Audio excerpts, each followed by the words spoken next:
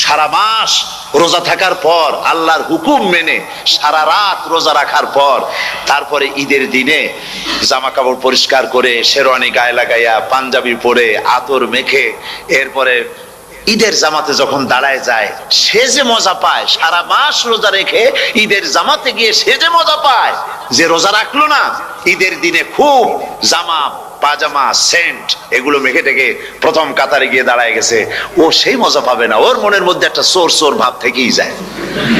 সে মনে মনে ভাবে, এই জামাত আমার না, জোর করে আসছি, এইখানে দাঁড়াবার যোগ্যতা আমার নাই।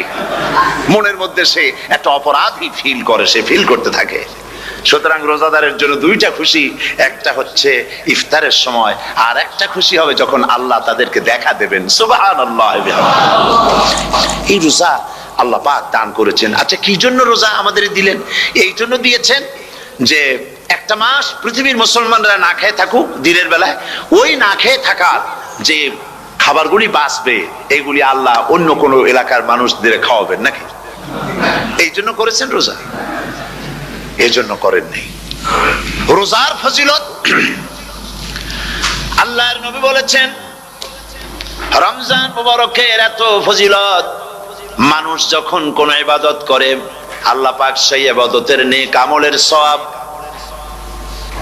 10 থেকে শুরু করে 700 পর্যন্ত বাড়ায় দেন। 10 থেকে শুরু করে 700 বাড়ায় দেন, ইল্লা সাওম, রোজা ছাড়া। নবীজি বলেছেন, রমজান মুবারকে কেউ যদি একটি নফল কাজ আদায় করে, একটি নফল ইবাদত করে, অন্য মাসের একটি ফরজ আদায় করার সওয়াব আল্লাহ পাক নামায়ে আমলে দিয়ে দিবেন। রমজান মুবারকে কেউ যদি একটি ফরজ আদায় করে, অন্য মাসের 70টি ফরজ আদায় করার মতো সওয়াব আমল নামায়ে আল্লাহ দিয়ে দিবেন। সুবহানাল্লাহ। এই মাস আমাদের সামনে, আল্লাহু আকবার বলি, আল্লাহু আকবার বলি, আলহামদুলিল্লাহ। এই পবিত্র মাস আমাদের সামনে, এই মাসে এত সওয়াব, নফল হয় ফরজের মতো, আর ফরজ হয় 70টা ফরজের মতো। এত সওয়াব কেন হইল? আমরা না খেয়ে থাকি সেই জন্য নাকি? বলতে পারেন কেন হলো? একটি কারণ, শাহরু রমাদান আল্লাযী উনজিলা ফীহিল কুরআন। সুবহানাল্লাহ বলবেন না? এই রমজান মাস হচ্ছে সেই মাস যে মাসে আল্লাহ রাব্বুল আলামিন কোরআনে কারীমকে নাজিল করেছেন। এই মাসের মধ্যে একটি রাত আছে, খায়রুম মিন আলফি শাহর, যে রাতটি 1000 মাসের চাইতে বেশি গুরুত্বপূর্ণ আল্লাহর কাছে। সুবহানাল্লাহ। একটি রাত 1000 মাসের চাইতে গুরুত্বপূর্ণ। 1000 মাস ক্যালকুলেটর দিয়ে হিসাব করলে দেখা যায় যে 1000 মাসে 83 বছর 4 মাস হয়। তাহলে তার অর্থ কি এই যে একটানা 83 বছর 4 মাস ইবাদত করলে যে সওয়াব হবে, এই রাত্রে ইবাদত করলে সেই সওয়াব হবে? হতে পারে, এরকম হতে পারে, কিন্তু ব্যাখ্যাটা কি? ব্যাখ্যাটা হচ্ছে, আরবিতে আলফুন শব্দ দিয়ে 1000 বোঝানো হয় না। আরবিতে যখন আলফুন বলা হয়, তাহলে বোঝা যায় সংখ্যাধিক্য, বিপুল সংখ্যা, হাজার হাজার, হাজার হাজার, থাউজেন্ডস এন্ড থাউজেন্ডস। এইটাকে বোঝাবার জন্য আরবিতে ব্যবহার করা হয় আলফুন, হাজার হাজার। তাহলে আল্লাহ কি বুঝাতে চাচ্ছেন? আল্লাহ রাব্বুল আলামিন তিনি আয়াত দ্বারা বুঝাতে চান, এর ব্যাখ্যা হচ্ছে এই পৃথিবীর মানবতার কল্যাণের জন্য, এই পৃথিবীর মানুষের ভালাইয়ের জন্য, মঙ্গলের জন্য হাজার হাজার মাস ধরে এই পৃথিবীর মানুষের যে কল্যাণ হয় নাই, এই রমজান মুবারকে একটা রাত আছে, যেই রাতে আল্লাহ রাব্বুল আলামিন মানবতার সেই কল্যাণ করেছেন। সেই কল্যাণ কি দিয়ে করেছেন? শাহরু রমাদান আল্লাযী উনজিলা ফীহিল কোরআন, কোরআন নাজিল করে পৃথিবীর মানুষকে সেই কল্যাণ আল্লাহ দিয়েছেন। সুবহানাল্লাহ। বন্ধুগণ, কোরআন, কোরআন কি নিয়ামত আমাদের কাছে! সেই নিয়ামতকে আমরা চিনলাম না, আমরা বুঝতে পারলাম না কত বড় নিয়ামত আল্লাহ আমাদের দান করেছেন। এই কোরআন যেন আপনি শুনতে পারেন, পড়তে পারেন, বুঝতে পারেন, সেই জন্য আল্লাহ রাব্বুল আলামিন শরিয়াত কি সুন্দর ব্যবস্থা করেছে। কোরআন শোনার জন্য রমজান মুবারকে তারাবিহের নামাজের ব্যবস্থা করা হয়েছে। সুবহানাল্লাহ, সুবহানাল্লাহ। যারা সব সময় পড়তে পারেন না, কোরআন তেলাওয়াত জানেন না, অথবা সারা বছরও এক খতম কোরআন শরীফ পড়া হয় না, শরিয়াত কি সুন্দর বিধান করলো যে আপনি যেন 30 পারা কোরআন শরীফ শুনতে পারেন। এই ব্যবস্থা তারাবিহের নামাজের মধ্যে শরিয়াত করে দিয়েছে। আলহামদুলিল্লাহ, আলহামদুলিল্লাহ। যাদের টাকা কড়ি আছে আমি তাদেরকে অনুরোধ করব, যদি পারেন তাহলে মেহেরবানি করে রমজান মুবারকে উমরা পালন করবেন। আমি উমরার নিয়ত করে এসেছি, ঢাকা থেকে উমরার নিয়ত করে এসেছি, আপনাদেরকে দেখে গেলাম। আর আমি এখান থেকে ডাইরেক্ট মদিনা মুনাওয়ারায় চলে যাব ইনশাআল্লাহ। লাইলাতুল কদর পর্যন্ত হারামাইনুশ শরীফাইনে কাটাতে চাই, নিয়ত করেছি। আপনারা দোয়া করুন আল্লাহ যেন কবুল করেন। কি মজা যখন আপনি হারামাইনুশ শরীফাইনে যখন তেলাওয়াত শুনবেন, আপনার কাছে মনে হবে যেন কোরআন শরীফ নাজিল হতেছে। সুবহানাল্লাহ। সেখানে তো নামাজের পরে হাত তুলে মোনাজাত করা হয় না, শুধুমাত্র রমজান মুবারকে বেতেরের নামাজের মধ্যে ইমাম সাহেব হাত তুলে মোনাজাত করেন। গত বছর রমজান মুবারকের লাইলাতুল কদরে আমি ছিলাম, গত কয়েক বছর ধরে আল্লাহ যাওয়ার তৌফিক দিয়েছেন দয়া করে। সেখানে লাইলাতুল কদরে পত্রিকাগুলি লিখেছে 30 লাখের উপরে লোক ছিল মক্কা শরীফের হারাম শরীফে। 30 লাখের উপরে যখন তেলাওয়াত হচ্ছে, মোনাজাত করতেছেন ইমাম সাহেব কাঁপতেছেন, মোনাজাত করতেছেন, কাঁদতেছেন, আর গোটা হারাম জুড়ে কান্নার রোল পড়ে গিয়েছে। কিভাবে কাঁদতেছেন? সারাদিন মানুষ রোজা রেখে তারপরে ইফতার করতে যখন বসে, আমি সেই জান্নাতের কথা কেমনে আপনাদের বুঝাবো? রসগোল্লা কেমন লাগে বক্তৃতা দিয়ে 6 ঘন্টা বক্তৃতা দিয়েও বোঝানো যাবে না। যদি মুখের মধ্যে ঢুকাইতে পারি তাহলে বুঝবেন যে মজাটা কি। এটা তো আমি বুঝাইতে পারবো না কি মজাটা লাগে। সারাদিন রোজা রাখার পর সমস্ত লক্ষ লক্ষ মুসল্লিরা বসে আছে মক্কা শরীফে, কাবা শরীফ সামনে, এখানে বসে আছে। রোজাদারের সামনে আছে জমজমের পানি আর মদিনা মুনাওয়ারার খুরমা। আল্লাহর ঘর সামনে, জান্নাতের থেকে আর কাকে বলে? সুবহানাল্লাহ। আর মসজিদে নববীর ভিতরে মদিনার আকর্ষণ কাশাস আলাদা।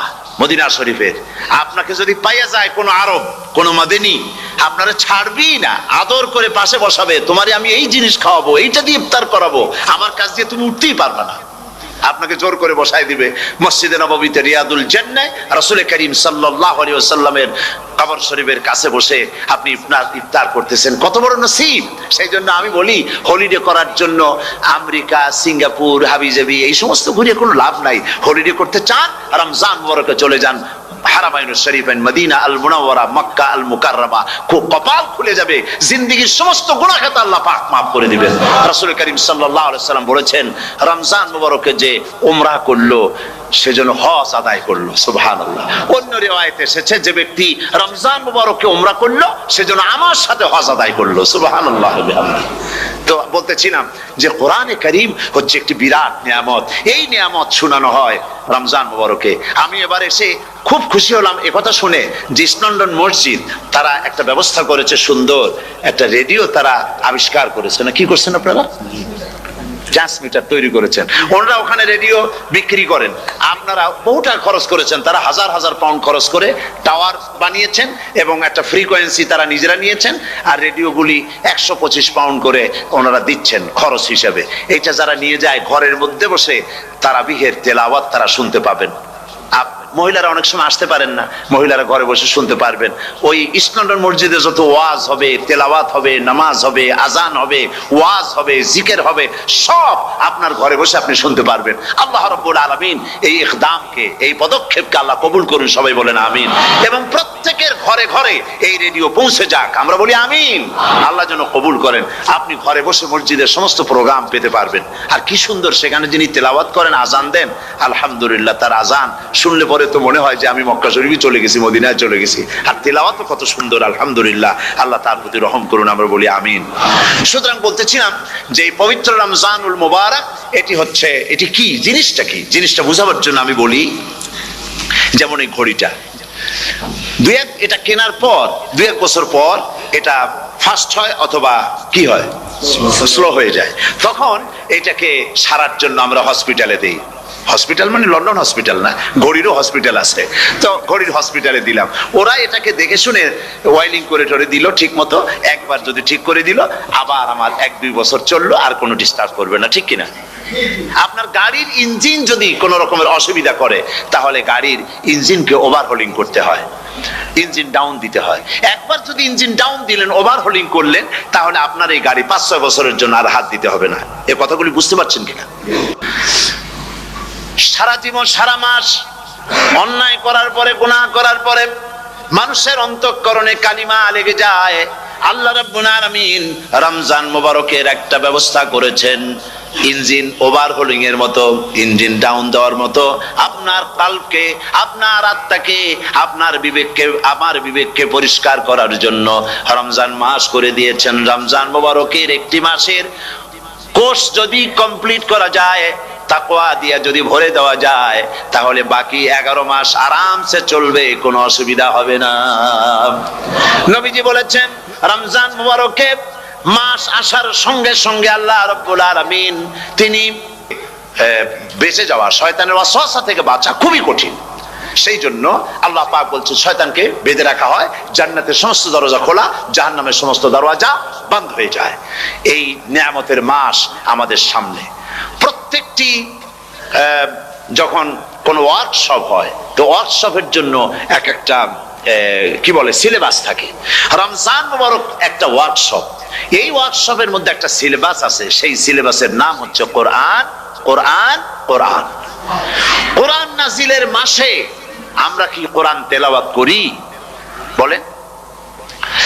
রোজা হচ্ছে, হাদিস শরীফের মধ্যে বলা হয়েছে আস-সাওমু জুন্নাহ, রোজা হচ্ছে ঢাল। রোজা কি কন্ত? ঢাল। বোঝেন তো ঢাল কি? প্রোটেক্টর। আপনি জিহাদের ময়দানে, যুদ্ধের ময়দানে নিরাপত্তার জন্য, বাইরের থেকে আক্রমণকে ভিড়াবার জন্য কি ব্যবহার করেন? ঢাল ব্যবহার করেন। রোজা হচ্ছে ঢাল, শয়তানের সমস্ত আক্রমণ থেকে বাঁচার জন্য রোজা হচ্ছে ঢাল। রোজার দিনে কেউ যদি আপনার সাথে ঝগড়া করে, তাহলে রাসূল বলেছেন তুমি বলো, তুমি ঝগড়ায় প্রবৃত্ত হবে না। তোমার সাথে যদি কেউ ঝগড়া করে, তুমি বলবে ইন্নী সাইম, আমি রোজাদার। আমি তোমার মতো ঝগড়া করতে আমিও পারি, আমি তোমার মতো গালাগালি দিতে পারি, কিন্তু আমি দেব না, ঝগড়াও করব না, গালিও দেব না, মারামারিও করব না, কারণ আমি রোজাদার। সুবহানাল্লাহ। রোজা আপনাকে গুনাহ থেকে বাঁচায় দেবে। দেখেন রোজা কিভাবে গুনাহ থেকে বাঁচায়। মিথ্যেবাদী, মিথ্যেবাদী সারাক্ষণ মিথ্যে কথা বলে, কিন্তু রোজার মাস আসছে। এখন মিথ্যাবাদী যারা, তাদের ঘনিষ্ঠ লোকদের কাছে শুনেছি যে তারা বলে, যদি কোনো লোক দিনের বেলা এসে যায় আর এমন কথা, যে কথা বলতে গেলে মিথ্যা বলা ছাড়া উপায় নাই তার জন্য, সে তখন বলে ভাই তুমি তো অসময় আসছো, এখন আমি খুব ব্যস্ত, আই এম ভেরি বিজি, তুমি রাত্রে আসো। কথা বুঝতে পেরেছেন তো? রোজা হচ্ছে কি? রোজাটা কি বলে? ঢাল।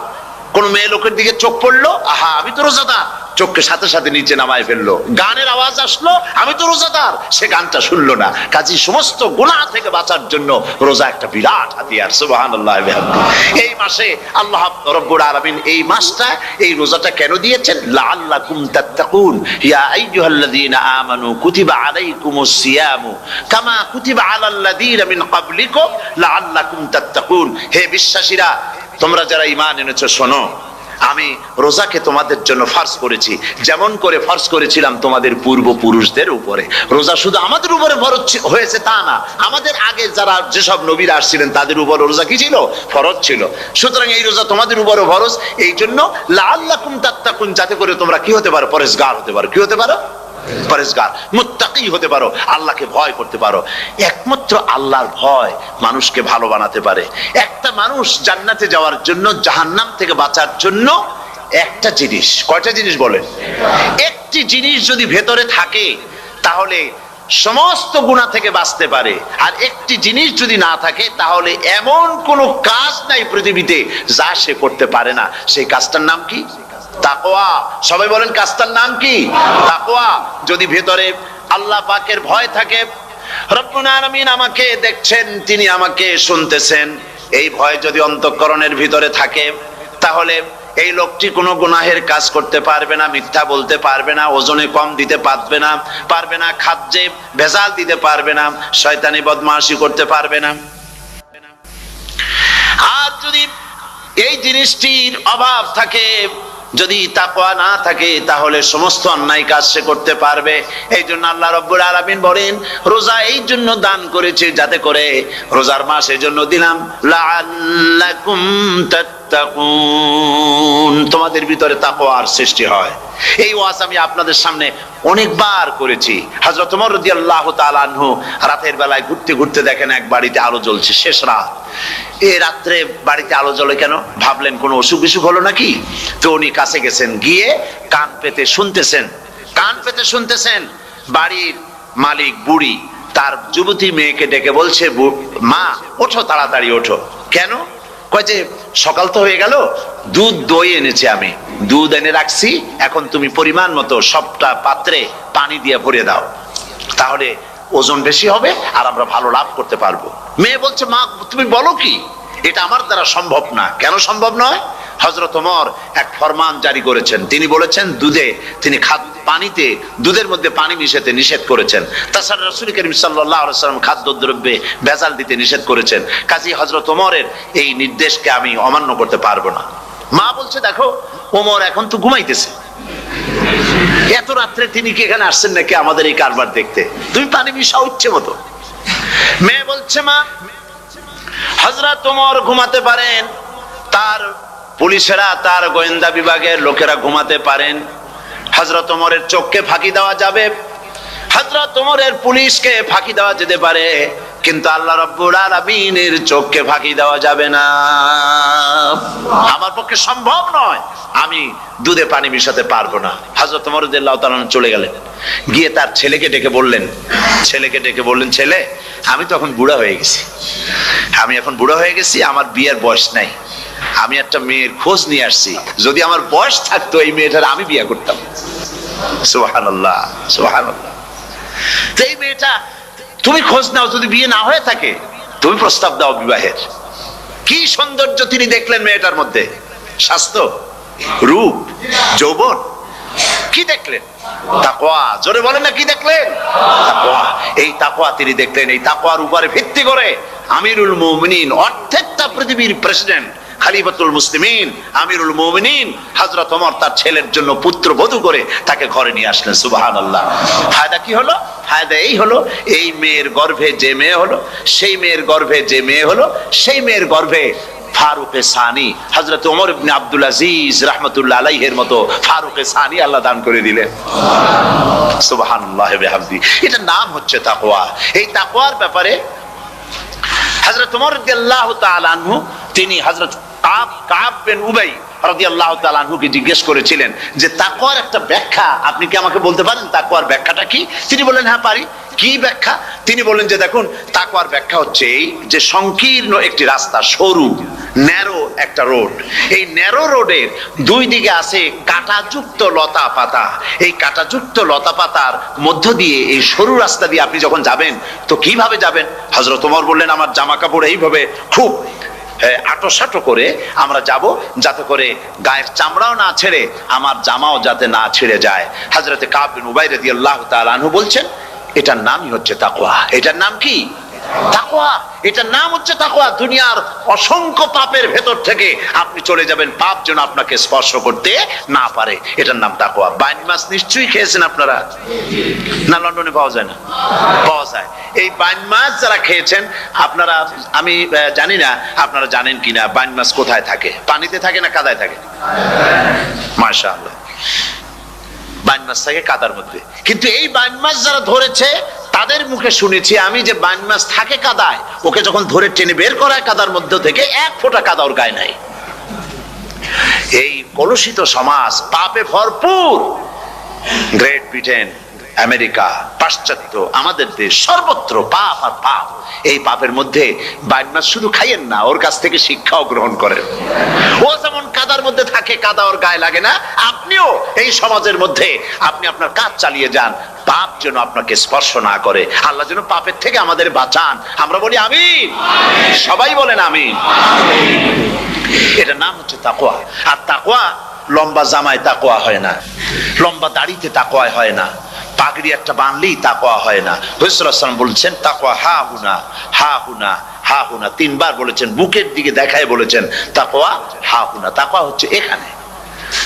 এর অর্থ এই নয় যে আমি দাড়িকে আমি ছোট করে দেখছি, জামাকে ছোট করে দেখছি, তা নয়। কিন্তু বলছি যে তাকওয়াটা হচ্ছে অন্তরের ভেতরে, এই অন্তরের ভেতর থেকেই এটার বহির প্রকাশ হতে হবে আপনার কথায়, আপনার বলায়, আপনার ওঠায়, আপনার বসায়, আপনার চালচলনে, আপনার বিয়ে শাদীতে, আপনার ব্যবসা বাণিজ্যের সর্বত্র তাকওয়ার ছাপ প্রদর্শিত হতে হবে। তাহলেই আমার মধ্যে তাকওয়া এসেছে বলে প্রমাণ হবে। আর এটাই আল্লাহ পাক চান, রমজান মুবারকে তোমাদের মধ্যে তাকওয়া সৃষ্টি হোক। রোজা সম্পর্কে এই কথাগুলি আমি বলে নিলাম। প্রথম 10 দিন শুধু রহমত নাজিল হবে, দ্বিতীয় 10 দিনে আল্লাহ পাক শুধু মাফ করতে থাকবেন, আর তৃতীয় 10 দিনে আল্লাহ পাক জাহান্নাম থেকে মুক্ত করে দিবেন। সুবহানাল্লাহ। রমজানে মক্কা শরীফে, মদিনা শরীফে ছোট্ট একটা বাচ্চাও ঘুমায় না। অন্তত 5-7 বছর, 8-10 বছর বয়স হয়ে গেছে এরকম বাচ্চা সারা রাত্রে 1 সেকেন্ডের মধ্যে ঘুমায় না। সমস্ত লোক জাগে, ফজরের নামাজ পড়তে থেকে ঘুমায়, সব সমানে 2 হাতে নেকি কামাই করে। নেকি কামাইয়ের মৌসুমে বাহার। রমজান হচ্ছে নেকি কামাইয়ের বসন্তকাল। আপনারা যেন খবরদার মিস করবেন না, খবরদার। এই মাসটা পুরোপুরি কাজে লাগাবার জন্য মায়েরা, আমার মায়েরা, বোনেরা, মেহেরবানি করে এই মাসটা কাজে লাগাবেন। গীবত গাইবেন না, রাগারাগি করবেন না, ঝগড়াঝাটি করবেন না, মিথ্যা কথা বলবেন না, তেলাওয়াত, জিকির, আজগার। আর পুরুষেরাও এই জিকির আজগারের মধ্যে, মানুষকে ভালো কাজের আদেশ করার মধ্যে যা আজকে আল্লাহ আমার দিয়ে বলাইলেন, এই কাজগুলি আমি এবং আপনারা সবাই যেন আমল করতে পারি। আল্লাহ তৌফিক দান করুন। আপনারা এই মোনাজাতের পরে যে যে এলাকায় গিয়ে জামাতে এশার নামাজটা আদায় করবেন, এখানে নামাজের কোনো ব্যবস্থা করা যায় নাই বলে আমরা দুঃখ প্রকাশ করছি। পাশে যেখানে মসজিদ পান, জামাতে এশার নামাজটা খবরদার আদায় করে নেবেন, নামাজ ছেড়ে দেবেন না। 5 ওয়াক্ত নামাজ সঠিকভাবে আদায় করবেন। আর মদের ব্যবসা যাদের আছে, মদের ব্যবসা ছেড়ে দেবেন। আর মদের চাকরি যারা করেন, সেখান থেকে চাকরি উঠাইয়া কোনো ভালো জায়গায় চাকরি করার জন্য চেষ্টা করবেন। জেনা, ব্যভিচার, নাচ, গান ইত্যাদি, তাস, পাশা, জুয়া, অন্যায় কাজে যাব না। আল্লাহ যেন কবুল করেন, বলেন আমিন। বলেন সবাই আমিন। এটাই কাজ। শিরক এবং বেদাতের বাড়ির কাছেও আমরা কেউ যাব না। এই তওবা করে খাঁটি মুসলমান হইতে হবে। আমরা কতদিন বাঁচবো জানি না। আল্লাহ পাক যেন আমাদেরকে। রোজা শুরু করবেন কোনখান থেকে, শেষ করবেন কোথায় গিয়ে? সফরে, প্লেনে যখন চলবেন তখন আপনার রোজার অবস্থা কি হবে? যদি দেশে যান তখন কি হবে? অসুস্থ হলে কি হবে? কিভাবে রোজা রাখবেন, কিভাবে রোজা ভাঙবেন, তারপরে কখন শুরু হবে, কখন কি হবে ইত্যাদি বিস্তারিত বিবরণ। রোজার মতো করে এত অন্য কোন ইবাদতের ব্যাপারে আল্লাহ এতটা বলেন নাই যতটা বলেছেন রোজার ব্যাপারে। তাহলে নিশ্চয়ই বুঝতে পারছেন রোজাটা অত্যন্ত গুরুত্বপূর্ণ ইবাদত। সবটাই গুরুত্বপূর্ণ, কিন্তু রোজাটা আল্লাহর কাছে বেশি গুরুত্বপূর্ণ। সুবহানাল্লাহ। আচ্ছা, বেশি গুরুত্বপূর্ণ কেন সে কথা কি বলবো? অবশ্যই বলবো। বেশি গুরুত্ব এই কারণে, আল্লাহ পাক বলেছেন, এটা হচ্ছে হাদিসে কুদসি। আল্লাহ পাক বলেছেন, আস-সাওমু লি ওয়া আনা আজজি বিহি। অন্য রিওয়ায়াতে এসেছে ওয়া আনা উজজা বিহি। আস-সাওমু লি, রোজা হলো আমার জন্য। কে বলতেছেন বলুন তো? আল্লাহ পাক বলছেন রোজা হচ্ছে আমার জন্য, রোজার পুরস্কার আমি দেব।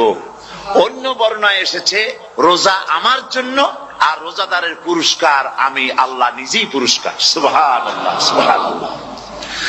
তাহলে প্রশ্ন আসে, আল্লাহ পাক বলছেন রোজা আমার জন্য, আস-সাওমু লি। আল্লাহ তো একথা কোথাও বলেননি আজ-যাকাতু লি, আস-সালাতু লি, আল-হাজ্জু লি। রোজা আমার, কি বলে, যাকাত আমার জন্য, হজ আমার জন্য, নামাজ আমার জন্য, একথা কিন্তু আল্লাহ বলেন নাই। অবশ্যই আমরা যাকাত হোক, নামাজ হোক, হজ হোক, কার জন্য করি? আল্লাহর জন্য করি।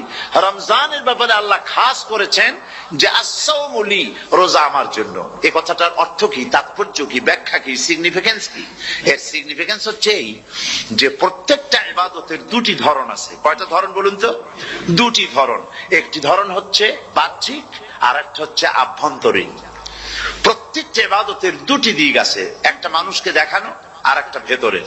যেমন নামাজ, একটি লোক নামাজ পড়ে না, কিন্তু এমন একটা সমাবেশের মধ্যে পড়ে গেছে, সবাই নামাজ পড়ে। এখন আমি যদি নামাজ না পড়ি তাহলে লোকে বলবে কি? তখন উজু আছে কি না আছে দাঁড়াই গেল, আল্লাহু আকবার। তাহলে দেখা গেল নামাজ আল্লাহর জন্য পড়ে, আবার মানুষের জন্য দেখাবার জন্য করে।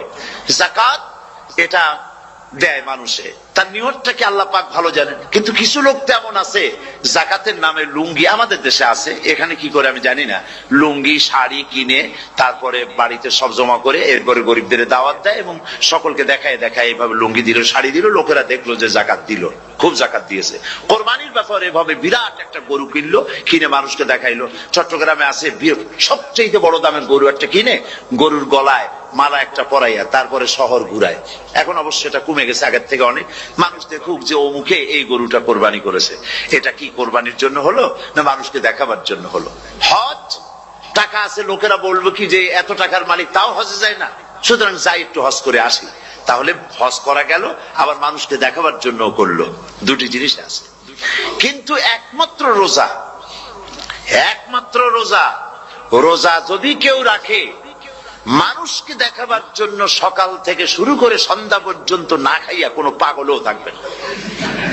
বলেন আপনারা ঠিক কিনা? সে তো মানুষকে দেখাবার জন্য দাঁত টাত পরিষ্কার করে নিল আর দুপুরে ভাত খাই নিল, বউতেও টের পাইল না। পারবে কিনা? পারবে। টয়লেটে গিয়ে খাই নিল ভালো করে, কোন একটা আড়াল জায়গা নিয়ে খেয়ে গেল, বাচ্চাও দেখলো না, বউতেও দেখলো না, খেয়ে নিল। তাহলে সে তো রোজা রাখলো না। আল্লাহ পাক বলছেন আসসামুলি, রোজা হচ্ছে আমার জন্য। যে রোজা রাখে আমার জন্যই রাখে, মানুষকে দেখাবার জন্য সারাদিন না খাইয়ে থাকার কোনো প্রশ্নই ওঠে না। সুবহানাল্লাহ। সুতরাং রোজা যে রাখলো সে আমার জন্যই রাখলো। ওয়া আনা আজজি বিহি, রোজার পুরস্কার আমি আমার হাত দিয়ে দেব। সুবহানাল্লাহ, আমার হাত দিয়ে দেব। ম্যানেজার যদি বলে এই কাজগুলি করলে পরে বেতন, নির্ধারিত বেতন পাবা, আর এইটা যদি করো তাহলে বেতনটা আমি দেবো আমার হাত দিয়া, তাহলে এমপ্লয় যারা তারা বুঝতেই পারবে যে মালিক যখন নিজেই দেবে তাহলে ম্যানেজারের মতো দেবে না, মালিক মালিকের মতোই বড় করে দেবে। তো আল্লাহ পাক ফেরেশতাদের কাছে এটা রাখেন নাই, সব নাকি তোমরা লেখো গিয়া, আর রোজার সওয়াব আমার হাত দিয়ে আমি দেব। সুবহানাল্লাহ। এরপরে আল্লাহ পাক বলছেন, অন্য রিওয়ায়াতে এসেছে রোজা আমার জন্য, আর রোজাদারের পুরস্কার আর কিচ্ছু না, রোজাদারের পুরস্কার আমি আল্লাহ নিজেই পুরস্কার হয়ে যাব। সুবহানাল্লাহ। হাদিস শরীফে এসেছে রোজা রাখলে পরে ক্ষুধার কারণে, খালি পেটে থাকার কারণে টক্সিন জাতীয় এক প্রকারের গ্যাস তৈরি হয় পেটের ভেতরে, স্টমাকের মধ্যে, ফলে মুখে এক রকমের দুর্গন্ধের সৃষ্টি হয়। নবীজি বলেছেন রোজাদারের মুখের থেকে যে গন্ধ বের হয় আল্লাহ পাকের কাছে রোজাদারের মুখের গন্ধ মেশক আম্বারের চাইতে বেশি পবিত্র। আপনার মুখের গন্ধটাও আল্লাহর কাছে পবিত্র। রোজাদারের জন্য, রোজাদারদের জন্য জান্নাতের একটি দরওয়াজা খাস করে রাখা হয়েছে, যার নাম রায়্যান। এই দরওয়াজা রোজাদারদের জন্য, কেবলমাত্র রোজাদারেরা সেখান থেকে প্রবেশ করবে, আর কেউ প্রবেশ করতে পারবে না। এই রোজাদারদের সম্পর্কে আল্লাহ পাক বলেছেন, হাদিস শরীফে এসেছে, বুখারী শরীফের হাদিস, রাসূল করিম সাল্লাল্লাহু আলাইহি ওয়াসাল্লাম বলেছেন লিসাইমে ফারহাতান, ফারহাতুন ইনদা ফিতরিহি ওয়া ফারহাতুন ইনদা লিকাই রাব্বিহি। রোজাদারের জন্য দুইটা খুশি। কয়টা খুশি বলুন তো? কে বলছেন? আল্লাহ রাসূল বলছেন রোজাদারের জন্য দুইটা খুশি। লিসাইমে ফারহাতান, দুটি খুশি। ফারহাতুন ইনদা ফিতরিহি, একটা খুশি হচ্ছে ইফতারের সময়। এই ফিতরিহিতে, এই ফিতরিহি দুটি কথা, এই একটি কথার দুটি ব্যাখ্যা হয়। একটা হচ্ছে ইফতারের সময়, ইফতারের কথা বলা হয়েছে, আর ঈদের কথাও এর মধ্যে বলা হয়েছে। ইফতারের সময় হলে একটা খুশি, আর একটা খুশি হচ্ছে ইনদা লিকাই রাব্বিহি, যখন রোজাদারের সঙ্গে আল্লাহ পাক দেখা করবেন তখন হবে আরেকটা খুশি। তার মানে হচ্ছে রোজাদারদের সঙ্গে স্পেশাল আল্লাহ রাব্বুল আলামিন সাক্ষাৎকারের ব্যবস্থা করবেন। সুবহানাল্লাহ। তাহলে দুটি জিনিস হলো, একটা হলো ইফতারের জন্য দুটা, রোজাদারের জন্য দুটা খুশি, একটা হলো ইফতারের সময়, আর একটা হচ্ছে আল্লাহর সঙ্গে যখন দেখা করবে। তো ইফতারের যে খুশিটা, এই খুশি রোজাদার ছাড়া কেউ বুঝবে না। ইফতার সারাদিন রোজা রাখার পর সামনে পেঁয়াজি, বেগুনি, সালাদ, তরমুজ, মিষ্টি, তারপরে আম্বালা সুইট মিটের নানান রকমের মিষ্টি, এরপরে মুড়ি, কত কিছু সব সামনে নিয়ে বসে আছে। দেখছেন অবস্থা? সমস্ত কিছু সামনে বসা, ঘড়ির দিকে তাকানো। আপনি যদি 5 মিনিট আগে খান, ফেরেশতা এসে মুখের উপর থাপ্পড় মারবে, বেটা খাইলি কেন? বলবে কেউ? বলবে না। কোন ফেরেশতা লাঠি নিয়ে দাঁড়ায় আছে? দাঁড়ায় নাই। কিন্তু আপনি খাচ্ছেন না কেন? সুবহানাল্লাহ, সুবহানাল্লাহ বলবেন না? অন্তত ১৫০০ বছর আগে আল্লাহ রাব্বুল আলামিন নির্দেশ করে রেখেছেন, সূর্য সাদা হওয়া থেকে, পূর্ব দিগন্ত সাদা হওয়া থেকে শুরু করে পশ্চিম দিগন্তে যখন কালো হয়ে কালো রেখা দেখা দেবে, যখন মাগরিব হয়ে যাবে, সূর্যাস্ত যাবে, ততক্ষণ পানাহার আর স্ত্রী সম্ভোগ থেকে বিরত থাকো। ১৫০০ বছর আগের আল্লাহ রাব্বুল আলামিনের এই নোটিশ কিভাবে কার্যকরী হচ্ছে উম্মতের মধ্যে, মুসলমানদের ভেতরে। খাবার সামনে আছে, পিপাসা লেগেছে, এখন তো পিপাসা লাগে না, খুব ঠান্ডার সময়, এখন রোজা রাখতে খুব মজা হবে, তাই না? খুব মজার রোজা। কিন্তু এই রোজা যখন জুন মাস আর জুলাই মাসে আসবে, তখন টের পায় মানুষ রোজা কাহাকে বলে। প্রচন্ড পিপাসা, সামনে সব খাবার পড়ে আছে, একটা খাবারের দিকে রোজাদারের হাত যায় না, ঘড়ির দিকে তাকায় আর চুপ করে বসে বসে আল্লাহর জিকির করতে থাকে। আল্লাহ কয়, ফেরেশতারা দেখ, এই বান্দা বানাইতে নিষেধ করছিলি, সুবহানাল্লাহ। আল্লাহ খুশি হয়ে যায়। রোজাদার অপেক্ষা করতে থাকে, ঠিক যখন কাটায় কাটায় সময়টা এসে গেছে, তখন আল্লাহর নাম করে খুরমা দিয়ে পানি দিয়ে ইফতার শুরু করে দিল। আল্লাহ পাক খুশি হয়ে গেলেন। এই যে ইফতার, সারাদিন রোজা রেখে ইফতার করায় যে মজা, রোজা রাখলো না এরকম লোকেরাও কিন্তু ইফতার করে, করে না? পুরান ঢাকায় আছে, ঢাকার তো কয়েকটা এলাকা আছে, পুরান ঢাকার লোকেরা নাকি বলে যে, যারা রোজা রাখে না তারা বলে যে, রোজা না রাখে একরকম পাপ করছি, আর ইফতার না করে কবিরা গুনাহ করবো নাকি, ইফতার তো করাই লাগবে। তো খুব মজা করে ইফতার করে তারা। তো সারাদিন রোজা রেখে পেঁয়াজি, ছোলা, বুট, মুড়ি খাওয়ায় যে মজা, সারাদিন ভাত খাইয়া তারপরে ইফতারের শরীক হওয়া, ছাগলে ঘাস খাইলে যেমন লাগে ওইরকম তার মুখে লাগে, এই মজা পাবে না। রোজাদারের যে মজা লাগে সেই মজা সে পাবে না। সারা মাস রোজা থাকার পর, আল্লাহর হুকুম মেনে সারা রাত রোজা রাখার পর, তারপরে ঈদের দিনে জামা কাপড় পরিষ্কার করে, শেরওয়ানি গায়ে লাগাইয়া, পাঞ্জাবি পরে, আতর মেখে, এরপরে ঈদের জামাতে যখন দাঁড়ায় যায়, সে যে মজা পায়, সারা মাস রোজা রেখে ঈদের জামাতে গিয়ে সে যে মজা পায়, যে রোজা রাখলো না, ঈদের দিনে খুব জামা, পাজামা, সেন্ট এগুলো মেখে টেকে প্রথম কাতারে গিয়ে দাঁড়ায় গেছে, ও সেই মজা পাবে না। ওর মনের মধ্যে একটা চোর চোর ভাব থেকেই যায়। সে মনে মনে ভাবে, এই জামাত আমার না, জোর করে আসছি, এইখানে দাঁড়াবার যোগ্যতা আমার নাই। মনের মধ্যে সে একটা অপরাধী ফিল করে, সে ফিল করতে থাকে। সুতরাং রোজাদারের জন্য দুইটা খুশি, একটা হচ্ছে ইফতারের সময়, আর একটা খুশি হবে যখন আল্লাহ তাদেরকে দেখা দেবেন। সুবহানাল্লাহ। এই রোজা আল্লাহ পাক দান করেছেন। আচ্ছা, কি জন্য রোজা আমাদের দিলেন? এই জন্য দিয়েছেন যে একটা মাস পৃথিবীর মুসলমানরা না খেয়ে থাকুক দিনের বেলায়, ওই না খেয়ে থাকার যে খাবারগুলি বাঁচবে, এগুলি আল্লাহ অন্য কোন এলাকার মানুষদের খাওয়াবেন নাকি? এই জন্য করেছেন রোজা, এজন্য করেন নাই। রোজার ফজিলত আল্লাহর নবী বলেছেন, রমজান মুবারকের এত ফজিলত, মানুষ যখন কোন ইবাদত করে, আল্লাহ পাক সেই ইবাদতের নেক আমলের সওয়াব 10 থেকে শুরু করে 700 পর্যন্ত বাড়ায় দেন। 10 থেকে শুরু করে 700 করে 700 বাড়ায় দেন, ইল্লা সাওম, রোজা ছাড়া।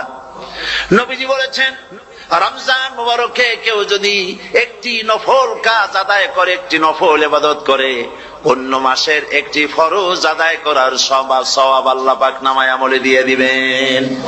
রমজান মুবারকে কেউ যদি একটি ফরজ আদায় করে, অন্য মাসের 70টি ফরজ আদায় করার মতো সওয়াব আমলনামায় আল্লাহ দিয়ে দিবেন। সুবহানাল্লাহ। এই মাস আমাদের সামনে, আল্লাহু আকবার বলি, আল্লাহু আকবার বলি, আলহামদুলিল্লাহ। এই পবিত্র মাস আমাদের সামনে, এই মাসে এত সওয়াব, নফল হয় ফরজের মতো, আর ফরজ হয় 70টা ফরজের মতো। এত সওয়াব কেন হইল?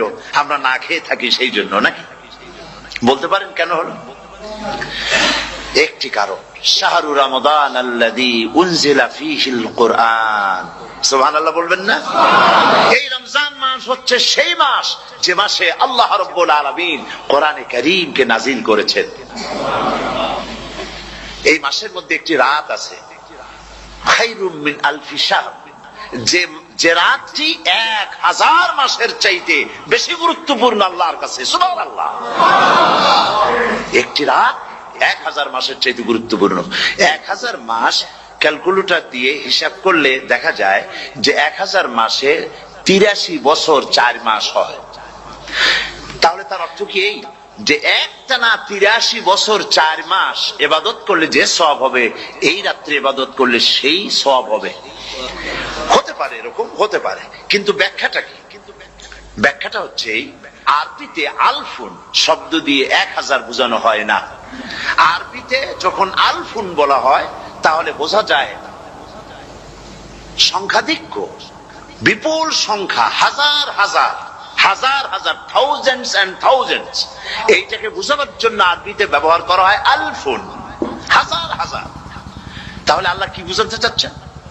আল্লাহ রাব্বুল আলামিন তিনি আয়াত দ্বারা বুঝাতে চান, এর ব্যাখ্যা হচ্ছে এই পৃথিবীর মানবতার কল্যাণের জন্য, এই পৃথিবীর মানুষের ভালাইয়ের জন্য, মঙ্গলের জন্য হাজার হাজার মাস ধরে এই পৃথিবীর মানুষের যে কল্যাণ হয় নাই, এই রমজান মোবারকে একটা রাত আছে, যেই রাতে আল্লাহ রাব্বুল আলামিন মানবতার সেই কল্যাণ করেছেন। সেই কল্যাণ কি দিয়ে করেছেন? শাহরু রমাদান আল্লাযী উনজিলা ফীহিল কোরআন, কোরআন নাজিল করে পৃথিবীর মানুষকে সেই কল্যাণ আল্লাহ দিয়েছেন। সুবহানাল্লাহ।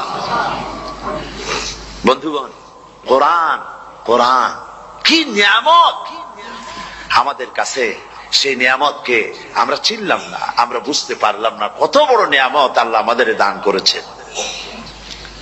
এই কোরআন যেন আপনি শুনতে পারেন, পড়তে পারেন, বুঝতে পারেন, সেই জন্য আল্লাহ রাব্বুল আলামিন শরিয়াত কি সুন্দর ব্যবস্থা করেছে। কোরআন শোনার জন্য রমজান মুবারকে তারাবিহের নামাজের ব্যবস্থা করা হয়েছে। সুবহানাল্লাহ, সুবহানাল্লাহ। যারা সব সময় পড়তে পারেন না, কোরআন তেলাওয়াত জানেন না, অথবা সারা বছরও এক খতম কোরআন শরীফ পড়া হয় না, শরিয়ত কি সুন্দর বিধান করলো যে আপনি যেন 30 পারা কোরআন শরীফ শুনতে পারেন। এই ব্যবস্থা তারাবিহের নামাজের মধ্যে শরিয়ত করে দিয়েছে। আলহামদুলিল্লাহ, আলহামদুলিল্লাহ। যাদের টাকা কড়ি আছে আমি তাদেরকে অনুরোধ করব, যদি পারেন তাহলে মেহেরবানি করে রমজান মুবারকে উমরা পালন করবেন। আমি উমরার নিয়ত করে এসেছি, ঢাকা থেকে উমরার নিয়ত করে এসেছি, আপনাদেরকে দেখে গেলাম। আর আমি এখান থেকে ডাইরেক্ট মদিনা মুনাওয়ারায় চলে যাব ইনশাআল্লাহ। লাইলাতুল কদর পর্যন্ত হারামাইনুশ শরীফাইনে কাটাতে চাই, নিয়ত করেছি। আপনারা দোয়া করুন আল্লাহ যেন কবুল করেন। কি মজা যখন আপনি হারামাইনুশ শরীফাইনে যখন তেলাওয়াত শুনবেন, আপনার কাছে মনে হবে যেন কোরআন শরীফ নাজিল হতেছে। সুবহানাল্লাহ। সেখানে তো নামাজের পরে হাত তুলে মোনাজাত করা হয় না, শুধুমাত্র রমজান মুবারকে বেতেরের নামাজের মধ্যে ইমাম সাহেব হাত তুলে মোনাজাত করেন। গত বছর রমজান মুবারকের লাইলাতুল কদরে আমি ছিলাম, গত কয়েক বছর ধরে আল্লাহ যাওয়ার তৌফিক দিয়েছেন দয়া করে। সেখানে লাইলাতুল কদরে পত্রিকাগুলি লিখেছে 30 লাখের উপরে লোক ছিল মক্কা শরীফের, হারাম শরীফে 30 লাখের উপরে। যখন তেলাওয়াত হচ্ছে, মোনাজাত করতেছেন ইমাম সাহেব কাঁপতেছেন, মোনাজাত করতেছেন, কাঁদতেছেন, আর গোটা হারাম জুড়ে কান্নার রোল পড়ে গিয়েছে। কিভাবে কাঁদতেছেন! সারাদিন মানুষ রোজা রেখে তারপরে ইফতার করতে যখন বসে, আমি সেই জান্নাতের কথা কেমনে আপনাদের বুঝাবো? রসগোল্লা কেমন লাগে বক্তৃতা দিয়ে 6 ঘন্টা বক্তৃতা দিয়েও বুঝানো যাবে না। যদি মুখের মধ্যে ঢুকাইতে পারি তাহলে বুঝবেন যে মজাটা কি। এটা তো আমি বুঝাইতে পারবো না কি মজাটা লাগে। সারাদিন রোজা রাখার পর সমস্ত লক্ষ লক্ষ মুসল্লিরা বসে আছে মক্কা শরীফে, কাবা শরীফ সামনে, এখানে বসে আছে। রোজাদারের সামনে আছে জমজমের পানি আর মদিনা মুনাওয়ারার খুরমা। আল্লাহর ঘর সামনে, জান্নাতের থেকে আর কাকে বলে! সুবহানাল্লাহ। আর মসজিদে নববীর ভিতরে মদিনার আকর্ষণ কাশাস আলাদা। মদিনা শরীফের আপনাকে যদি পাইয়া যায় কোন আরব, কোন মাদানী, আপনারা ছাড়বেই না, আদর করে পাশে বসাবে, তোমারে আমি এই জিনিস খাওয়াবো, এইটা দিয়ে ইফতার করাবো, আমার কাছ দিয়ে তুমি উঠতেই পারবে না, আপনাকে জোর করে বসায় দিবে। মসজিদে নববীতে রিয়াদুল জান্নাহ রাসূল করিম সাল্লাল্লাহু আলাইহি ওয়াসাল্লামের কবর শরীফের কাছে বসে আপনি ইফতার করতেছেন, কত বড় নসিব! সেই জন্য আমি বলি, হলিডে করার জন্য আমেরিকা, সিঙ্গাপুর, হাবিজাবি এই সমস্ত ঘুরে কোনো লাভ নাই। হলিডে করতে চান, রমজান মুবারকে চলে যান হারামাইন শরীফাইন, মদিনা আল মুনাওয়ারা, মক্কা আল মুকাররমা, কপাল খুলে যাবে, জিন্দেগীর সমস্ত গুনাহ খাতা আল্লাহ পাক মাফ করে দিবেন। রাসূল করিম সাল্লাল্লাহু আলাইহি ওয়াসাল্লাম বলেছেন, রমজান মুবারকে যে উমরা করলো সেজন্য হজ আদায় করলো। সুবহানাল্লাহ। অন্য রিওয়ায়াতে এসেছে, যে ব্যক্তি রমজান মুবারকে উমরা করলো সেজন্য আমার সাথে হজ আদায় করলো। সুবহানাল্লাহ। গাড়ির ইঞ্জিন যদি কোন রকমের অসুবিধা করে, তাহলে গাড়ির ইঞ্জিনকে ওভারহোলিং করতে হয়, ইঞ্জিন ডাউন দিতে হয়। একবার যদি ইঞ্জিন ডাউন দিলেন, ওভারহোলিং করলেন, তাহলে আপনার এই গাড়ি 5-6 বছরের জন্য আর হাত দিতে হবে না। এই কথাগুলি বুঝতে পারছেন কিনা? সারা জীবন, সারা মাস অন্যায় করার পরে, গুনাহ করার পরে মানুষের অন্তঃকরণে কালিমা লেগে যায়। আল্লাহ রাব্বুল আলামিন রমজান মুবারকের একটা ব্যবস্থা করেছেন, ইঞ্জিন ওভারহোলিং এর মতো, ইঞ্জিন ডাউন দেওয়ার মতো। আপনার কালকে, আপনার আত্মাকে, আপনার বিবেককে, আমার বিবেককে পরিষ্কার করার জন্য রমজান মাস করে দিয়েছেন। রমজান মুবারকের একটি মাসের কোর্স যদি কমপ্লিট করা যায়, তাকওয়া দিয়া যদি ভরে দেওয়া যায়, তাহলে বাকি 11 মাস আরামসে চলবে, কোনো অসুবিধা হবে না। নবীজি বলেছেন, রমজান মুবারকের মাস আসার সঙ্গে সঙ্গে আল্লাহ রাব্বুল আলামিন তিনি জান্নাতের সমস্ত দরজাগুলি খুলে দেন, আর জাহান্নামের সব দরজাগুলি আল্লাহ রাব্বুল আলামিন বন্ধ করে দেন। সুবহানাল্লাহ। আর শয়তানকে শৃঙ্খল দিয়ে বেঁধে ফেলা হয়, শিকল দিয়ে শয়তানকে বান্ধা হয়ে যায়। এই হাদিসটা যখনই শোনাই বিভিন্ন জায়গায়, লোকেরা বিভিন্ন জায়গায় প্রশ্ন করে, হুজুর কোন তো যে শয়তানরে বান্ধা হয়, কিন্তু রমজান মাস তো লোকেরা মদ খায়, মিথ্যা কথা কয়, তাহলে শয়তান বান্ধা থাকলো কেমনে? আমি বলি, দেখেন, এর ব্যাখ্যা আছে।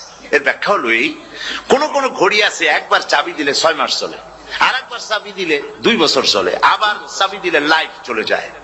এরকমের ঘড়িও আছে। কোন কোন মানুষের শয়তানে এমন চাবি দিছে যে চাবিতে 6 মাস চলে, কোনটায় 10 মাস চলে, কোনটায় বছর চলে। রোজার মাসেও যারা গুনাহ করে, শয়তানে এমন চাবি দিছে যে রোজার মাসেও বন্ধ হচ্ছে না। এরা শয়তানের খপ্পরে পড়ে গেছে। আল্লাহ এই চাবি থেকে মুসলমানদেরকে হেফাজত করুন, বলি আমিন। জোরে বলেন আমিন। শয়তান থেকে পানাহ কেউ দিতে পারে না, কোন গভর্নমেন্ট পারবে না। ব্রিটিশ গভর্নমেন্ট পারবে নাকি? American government? কেউ পারবে না। শয়তান থেকে পানাহ দিতে পারে কেবলমাত্র কে? ওই আল্লাহ রাব্বুল আলামিন আমাদেরকে শিখায় দিয়েছেন, শয়তানের ওয়াসওয়াসা থেকে আমার কাছে পানাহ চাও। আউযু বিল্লাহি মিনাশ শাইতানির রাজীম। বিতাড়িত মরদুদ শয়তানের ওয়াসওয়াসা থেকে পানাহ চাই, আল্লাহর কাছে পানাহ চাও। আল্লাহ পাক বলেন, আমি পানাহ দিতে পারি শয়তানের ওয়াসওয়াসা থেকে। শয়তান থেকে আশ্রয় একমাত্র সিকিউর, নিরাপত্তা পেয়েছেন আল্লাহর পয়গম্বরেরা। সুবহানাল্লাহ। আম্বিয়া আলাইহিমুস সালাম তারা আল্লাহ কর্তৃক নিয়ন্ত্রিত। শয়তানের ক্ষমতা নাই পয়গম্বরদের কাছে যাওয়া। চতুর সীমানার ভেতরে শয়তান প্রবেশ করে কোন নবীকে ওয়াসওয়াসা দিতে পারবে না, বলি সুবহানাল্লাহ। এই জন্য শয়তান থেকে বেঁচে যাওয়া, শয়তানের ওয়াসওয়াসা থেকে বাঁচা খুবই কঠিন। সেই জন্য আল্লাহ পাক বলছে, শয়তানকে বেঁধে রাখা হয়, জান্নাতের সমস্ত দরজা খোলা, জাহান্নামের সমস্ত দরজা বন্ধ হয়ে যায়। এই নিয়ামতের মাস আমাদের সামনে। প্রত্যেকটি যখন কোন ওয়ার্কশপ হয়, তো ওয়ার্কশপের জন্য এক একটা কি বলে সিলেবাস থাকে। রমজান মুবারক একটা ওয়ার্কশপ। এই ওয়ার্কশপের মধ্যে একটা সিলেবাস আছে, সেই সিলেবাসের নাম হচ্ছে কোরআন। কোরআন, কোরআন। কোরআন নাজিলের মাসে আমরা কি কোরআন তেলাওয়াত করি? বলেন। রোজা হচ্ছে, হাদিস শরীফের মধ্যে বলা হয়েছে, আস-সাওমু জুন্নাহ। রোজা হচ্ছে ঢাল। রোজা কি কন্ত? ঢাল। বোঝেন তো ঢাল কি? প্রোটেক্টর। আপনি জিহাদের ময়দানে, যুদ্ধের ময়দানে নিরাপত্তার জন্য, বাইরের থেকে আক্রমণকে ফিরাবার জন্য কি ব্যবহার করেন? ঢাল ব্যবহার করেন। রোজা হচ্ছে ঢাল। শয়তানের সমস্ত আক্রমণ থেকে বাঁচার জন্য রোজা হচ্ছে ঢাল। রোজার দিনে কেউ যদি আপনার সাথে ঝগড়া করে, তাহলে রাসূল বলেছেন, তুমি বলো, তুমি ঝগড়ায় প্রবৃত্ত হবে না। তোমার সাথে যদি কেউ ঝগড়া করে, তুমি বলবে, ইন্নী সাইম, আমি রোজাদার। আমি তোমার মতো ঝগড়া করতে আমিও পারি, আমি তোমার মতো গালাগালি দিতে পারি, কিন্তু আমি দেব না, ঝগড়াও করব না, গালিও দেব না, মারামারিও করব না, কারণ আমি রোজাদার। সুবহানাল্লাহ। রোজা আপনাকে গুনাহ থেকে বাঁচায় দেবে। দেখেন রোজা কিভাবে গুনাহ থেকে বাঁচায়। মিথ্যেবাদী, মিথ্যেবাদী, সারাক্ষণ মিথ্যে কথা বলে।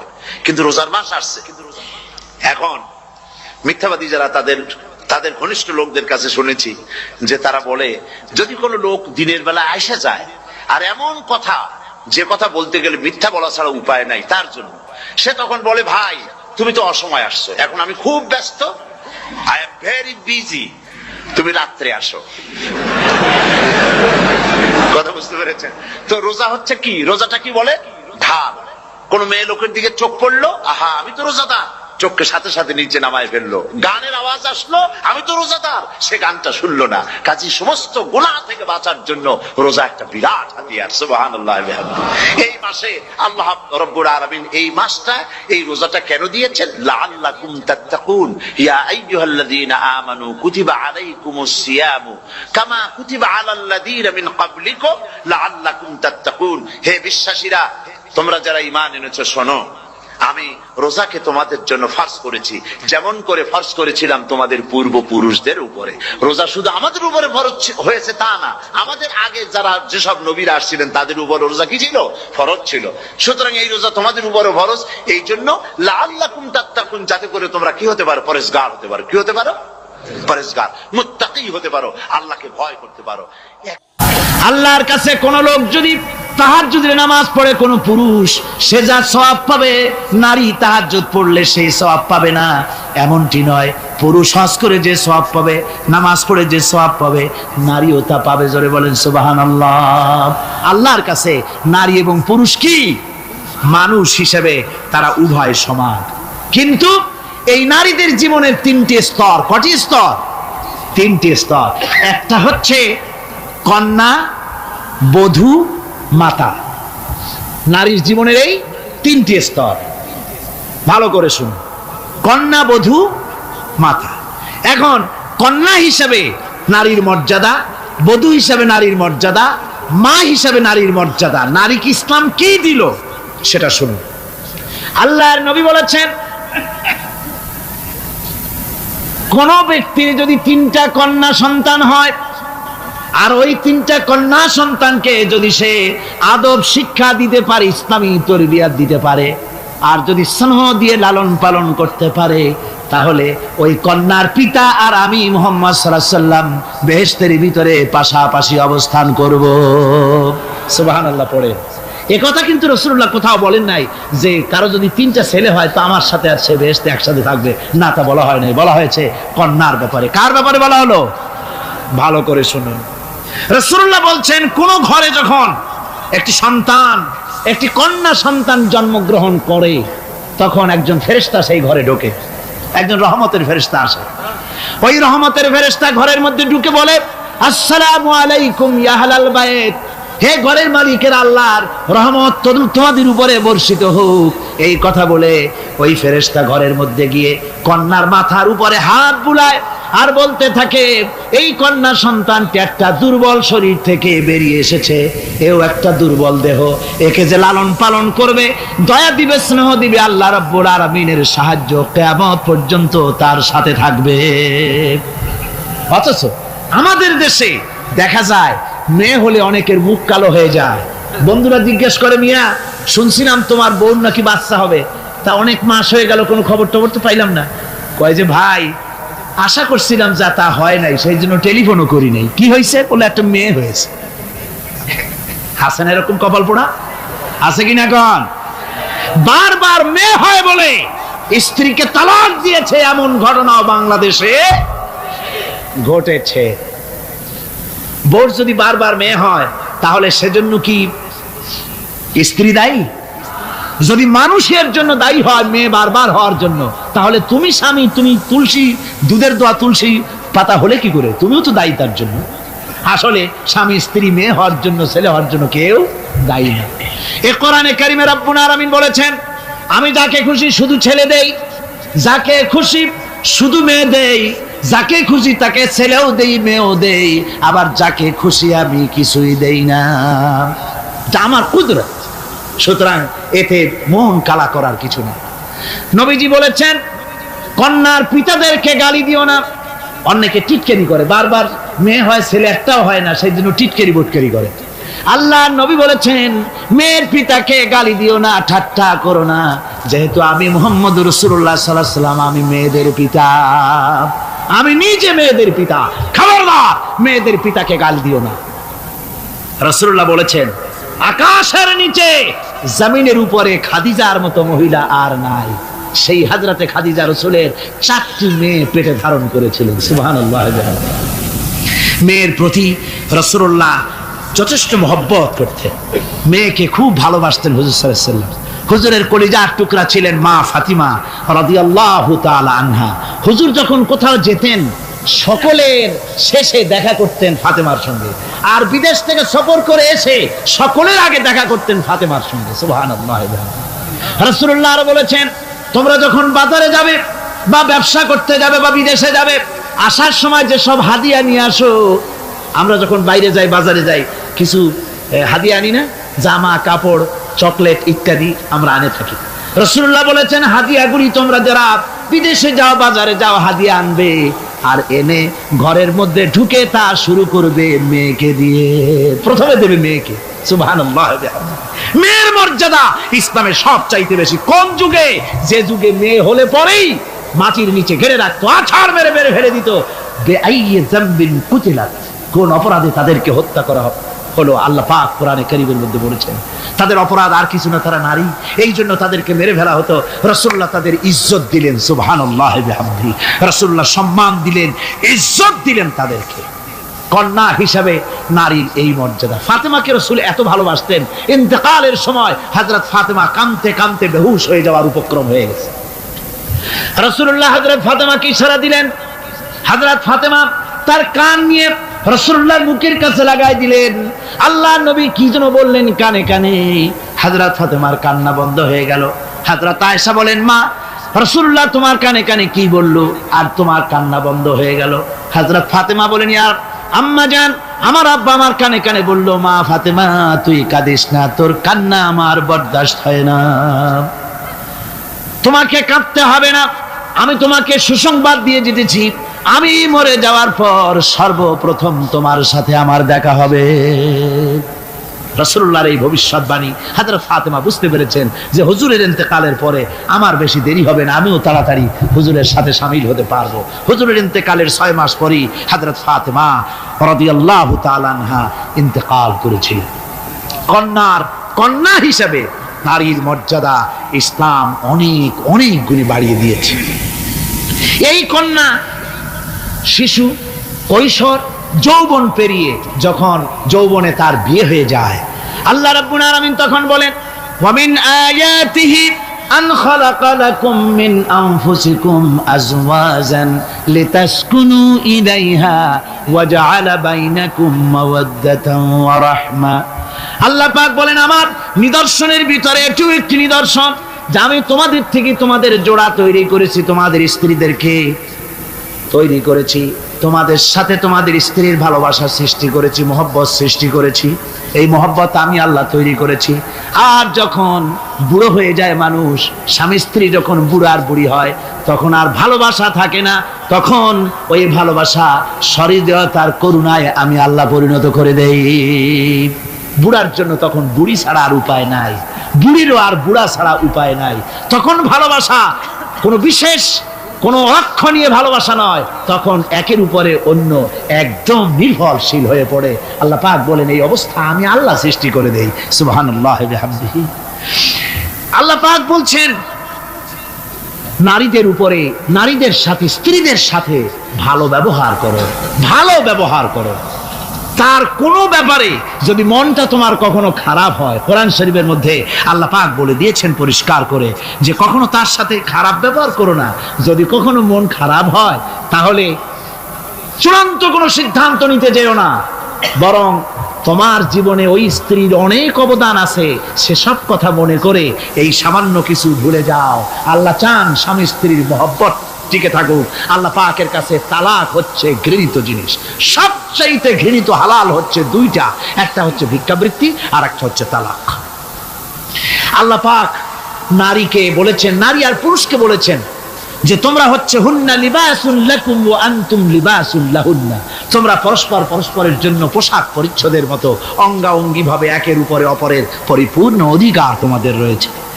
এই অধিকারের ভিত্তিতে, ভালোবাসার ভিত্তিতে জীবন গড়ার জন্য আল্লাহ পাক বলেছেন। তারপরে তার অর্থনৈতিক অধিকার তাকে দিয়েছে। আল্লাহ পাক মহারানাকে ফরজ করে দিয়েছেন। মহারানা কি করেছেন? ফরজ করে দিয়েছে। মহারানা ফরজ। এই ফরজকে একটা ট্র্যাডিশন হিসেবে গ্রহণ করা হয়। বড় লোকেরা শোনায়, মেয়ের বিয়ে কত, বিয়েতে মহারানা কত হয়েছে? বলে যে 11,07,373 টাকা 75 পয়সা। আদায় করে না মোটেও, বিরাট একটা অঙ্ক শোনায় দিল মানুষদেরকে। আমার ভাইয়েরা জেনে রাখুন, মহারানা তো বাঁধতে হবে ফরজ, মহারানা আদায় করতে হবে। এই মহারানার টাকা যদি আদায় করা না হয়, স্ত্রী যদি স্বেচ্ছায় স্বামীকে মহারানা মাফ করে না দেয়, তাহলে কিয়ামতের দিন আল্লাহর দরবারে ওই স্বামীকে জিনাকারীর কাতারে দাঁড়াতে হবে। জোরে বলেন নাউজুবিল্লাহ। মহারানার টাকা আপনি দিয়ে দিবেন তাকে। ওই মহারানার টাকা দিয়ে স্ত্রী যদি লক্ষ কোটি কোটি টাকার মালিক হয় ব্যবসা করে, তারপরেও স্ত্রীর সুখ শান্তি, রোগ শোক, খাওয়া পড়া সবকিছুর দায় দায়িত্ব কার? স্বামীর। সুবহানাল্লাহ পড়ে। নারীর অধিকার কত বেশি ইসলাম দিয়েছে। একটা মহিলা নির্বাচিত কলাম একটা বই লিখেছে, আমি ওই মহিলার নাম নিতে চাই না, আমার ঘৃণা করে। এই মহিলা লিখেছে যে রাসূলুল্লাহ বলেছেন পৃথিবীর সমস্ত জিনিস হচ্ছে ভোগের সামগ্রী, তার মধ্যে শ্রেষ্ঠ ভোগের সামগ্রী হচ্ছে নারী। নাউযুবিল্লাহি মিন যালিক। এমন কথা রাসূল বলেন নাই। রাসূল বলেছেন আদ-দুনিয়া কুল্লুহা মাতাউন ওয়া খায়রুল মাতাউদ দুনিয়া ইমরাতুস সালিহা। হুজুর বলেছেন পৃথিবীর সবকিছুই সম্পদ, এই সম্পদের মধ্যে শ্রেষ্ঠ সম্পদ হচ্ছে ন্যায়পরায়ণা নারী, সচ্চরিত্রা নারী শ্রেষ্ঠ সম্পদ, নিয়ামত। আর সেইটারে বানাইছে ভোগের সামগ্রী।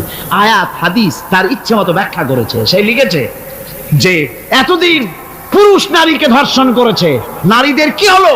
তোমরাও পুরুষ ধর্ষণ করো। নাউজুবিল্লাহ পড়ে। এ আবার সরকারি চাকরি করে, তারপরেও মুসলমান দেশে এই শয়তানের চাকরিও থাকে। নাউজুবিল্লাহ পড়ে। আশ্চর্য কথা।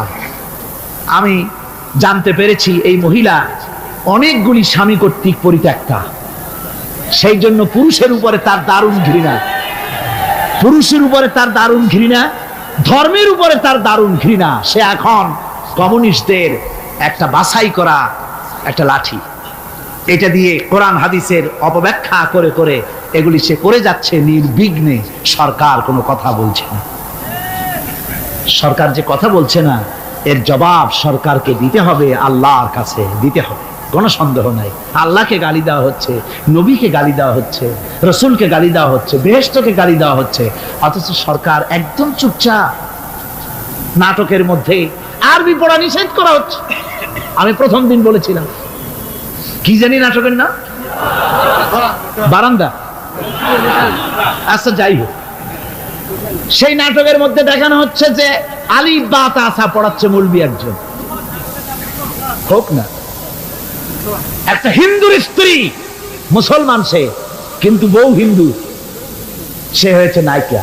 সে এসে বলছে এসব বন্ধ করো, অ ক খ পড়ো। এই কথার জাস্টিফিকেশন হতো যদি ছেলেরা এ বি সি ডি পড়তে থাকতো, আর যদি বলা হতো সব বন্ধ কর, অ ক খ পড়, এর একটা যৌক্তিকতা ছিল, ঠিক না? পড়তেছে আলিফ বা তাসা, সব বন্ধ কর, তার মানে কি? আলিফ বা তাসা হলো কোরআন, এর মানে কি? কোরআন। সুতরাং টেলিভিশনের মাধ্যমে কোরআনকে বন্ধ করার চেষ্টা চালাচ্ছে ভারতের গোলামেরা। সরকার চুপ করে থাকছে, সরকার নীরব। এর জবাব সরকারকে পেতে হবে, এড়াতে পারবেন। সুতরাং বলতেছিলাম, নারীর অধিকার প্রতিষ্ঠিত করেছে ইসলাম। কে করেছে? ইসলাম বলেছে মহারানার টাকা আদায় করে দাও। সেই মহারানার টাকা আদায় করা হলো না, এখন উল্টা, এখন মহারানা আদায় করে পুরুষেরা। সেটার নাম কি? যৌতুক। কন্যা পক্ষের কাছের থেকে যৌতুক নামে কৌতুক করে। ছেলে যখন ম্যাট্রিক পাস করে তখন ছেলের পিতা এতটুকুন হা করে, যখন বিএ পাস করে এতটা করে, যখন এমএ পাস করে ছেলের বাবা তখন হাঙ্গরের মতো এতটা হা করে, যত টাকা খরচ হয়েছে মেয়ের বাপের কাছ থেকে কড়ায় গন্ডায় উসুল করে নেব। তারপরে ছেলে আর মেয়ের বিবাহ ঘটায় দেয়, মাঝখানে ওটারে কি করে, হ্যাঁ ঘটক, এই ঘটক ঘটকালি করে। অমুকের ছেলে ইঞ্জিনিয়ার, খুব ভালো ছেলে, দারুণ ভালো, বলে কত ভালো, থানায় খুব রিপোর্ট আছে তাই দেখো, খুব ভালো ছেলে। তা কি লাগবে, কালার টেলিভিশন লাগবে 10টা, তারপরে পাজেরো জিপ লাগবে, 14 লক্ষ টাকা ক্যাশ লাগবে, আবুধাবিতে চাকরি লাগবে, ওয়াশিংটন ডিসিতে বাড়ি করে দেওয়া লাগবে।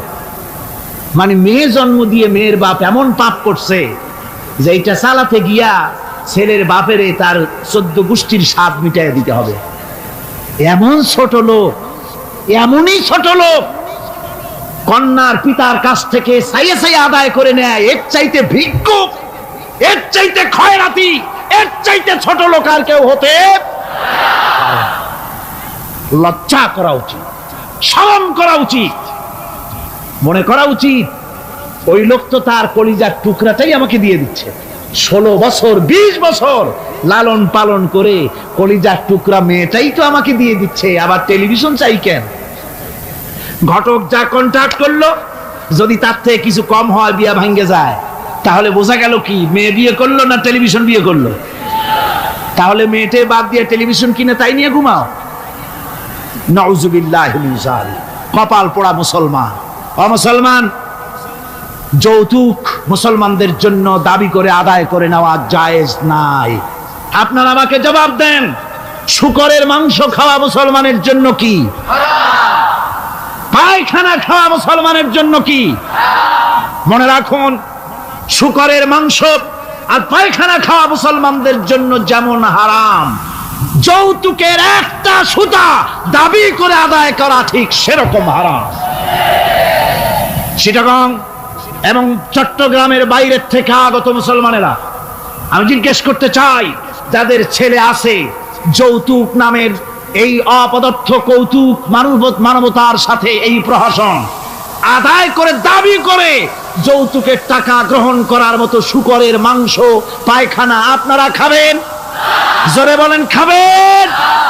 যারা ছেলের পিতা আছেন, কোরআনের মাহফিলে হাত উঁচু করে আমাকে দেখাতে হবে, কন্যা পক্ষের কাছ থেকে দাবি করে একটা সুতা আদায় করবেন না।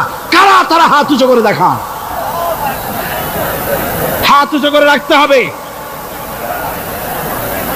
আলহামদুলিল্লাহ, হাত নামান, হাত নামান। আমি বলেছিলাম ছেলেদের পিতারা হাত তুলবে, কিন্তু বাচ্চা ছেলেরাও হাত তুলে ফেলেছে। অসুবিধা নাই, সব শিশুরা ঘুমিয়ে আছে, কি জানি লক্ষ পিতা লক্ষ শিশু ঘুমিয়ে আছে, হ্যাঁ সব শিশুদের অন্তরে। কাজে এই শিশুরাই একদিন পিতা হবে, তখন যেন আল্লাহ এই ওয়াদাটা তাদের মনে করায় দেন। জোরে কোন আমিন, জোরে বলেন আমিন। আপনাদের জানা মতে যদি যৌতুক কেউ আদায় করে টের পান, সালাম দিবেন না, তার সঙ্গে সামাজিক বয়কট করবেন, যেহেতু সে নারী নির্যাতনকারী। ঠিক কিনা বলেন? মা বোনেরা সম্মানের পাত্র, তাদেরকে বিয়ে করবেন সম্মান দিয়ে, আপনি টাকা দিয়ে বিয়ে করবেন, আপনাকে পয়সা দেওয়া হবে কেন? শ্বশুর যদি ইচ্ছে করে আপনাকে একটা কলম দেয়, শেরওয়ানি কাপড় দেয়, এই তো যথেষ্ট। আবার থালাবাটি ঘড়ি দিতে হবে, তুমি কি খয়রাতি? সম্মান থাকা উচিত, পার্সোনালিটি থাকা উচিত। শ্বশুরের টাকা দিয়ে বড়াই করবে, শ্বশুরের টাকা দিয়ে বাড়ি করবা, চাকরি করবা, লজ্জা করে না মুসলমান?